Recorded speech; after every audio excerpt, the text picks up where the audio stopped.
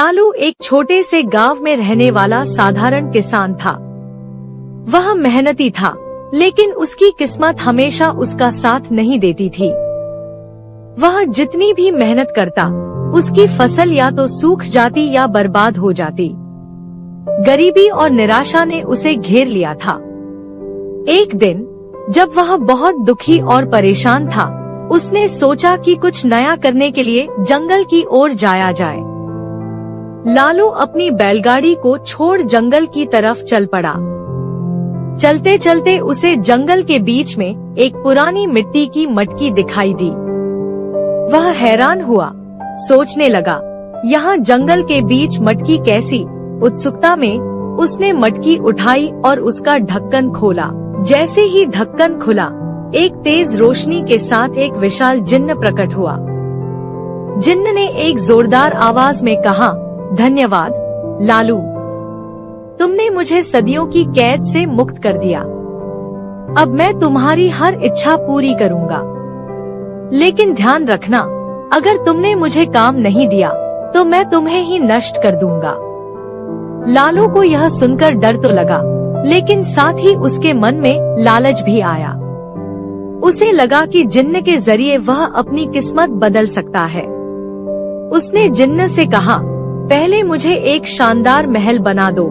जिन्न ने चुटकी बजाते ही एक सुनहरे महल का निर्माण कर दिया। लालू बहुत खुश हो गया। फिर उसने जिन्न से कहा, अब मुझे खेतों में भरपूर फसल चाहिए। कुछ ही पलों में खेतों में हरी भरी फसल लहलहाने लगी। लालू की खुशी का ठिकाना नहीं था। अब वह सोचने लगा कि उसकी जिंदगी पूरी तरह से बदल गई है। जिन्न की ताकत से उसके सारे सपने सच हो सकते हैं। लेकिन जिन्न ने फिर से चेतावनी दी, मैं बहुत शक्तिशाली हूँ, मुझे हमेशा काम चाहिए। अगर तुमने मुझे काम नहीं दिया तो मैं तुम्हें नष्ट कर दूंगा। अब लालू के सामने समस्या थी कि जिन्न को हर वक्त काम देना होगा, नहीं तो उसकी जान खतरे में पड़ सकती है। लालू ने जल्दी से सोचा और जिन्न से कहा, गांव के चारों ओर एक सुंदर बाग बना दो। जिन्न ने तुरंत एक खूबसूरत बाग बना दिया, परंतु उसके बाद वह फिर से खड़ा हो गया और अगले आदेश का इंतजार करने लगा। लालू ने महसूस किया कि जिन्न की भूख कभी खत्म नहीं होती। वह लगातार काम चाहता था और अगर उसे काम नहीं दिया तो वह विनाशकारी हो सकता है। लालू ने सोचा, अगर मैं इस जिन्न को हमेशा व्यस्त नहीं रखूंगा तो ये मुझे मार डालेगा। फिर लालू को एक चालाक योजना सूझी।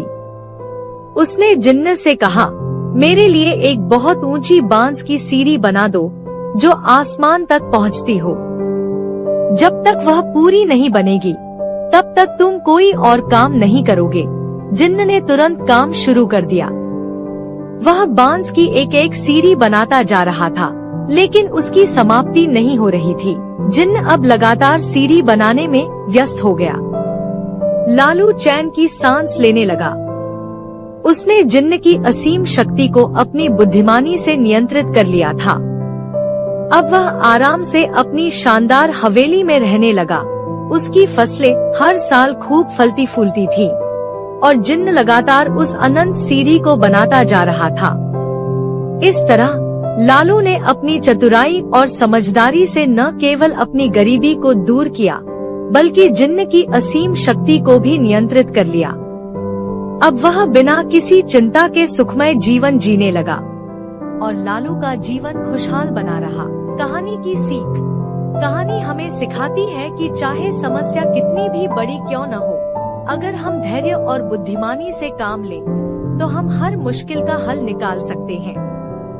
हमारे चैनल